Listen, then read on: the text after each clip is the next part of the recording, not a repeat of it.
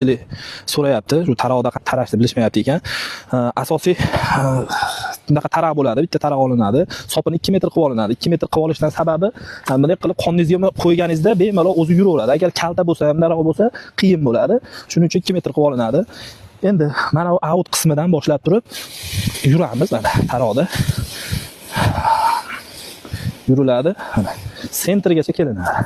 Sentrda to'xtaladi. Ponni bu tomonni sentrgacha, bu tomonni sentrgacha xuddi shu holatda tarab olib kelinadi.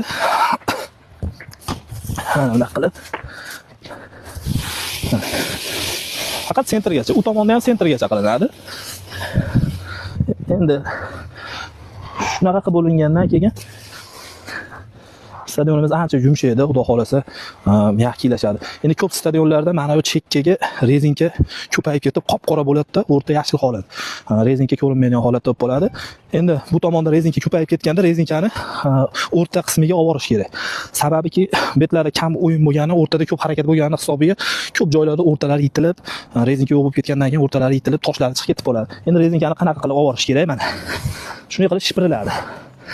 Rezinka ko'p bo'lsa, shipirib o'rtaga olib borilaveradi. Bu tomonni, bu chekkani o'rtaga, u chekkani o'rtaga olib boriladi. Endi stadionda o'rta qismi ko'proq, uzoqroq xizmat qilish uchun mana bu liniyani bu chekkasi bilan narigi chekka o'rta qismida, o'rta qismi qop-qora turishi kerak. Mana bu holatda turishi kerak. Hozir ko'rinib turgan holatlarda turishi kerak. Albatta yaltirab, chiroyli bo'lib, hali nima bo'lib ketsa, misol rezinka yo'q bo'lib ketsa, shu o'rta joylar yitilib, tez rasvo bo'lib ketishiga sabab bo'ladi.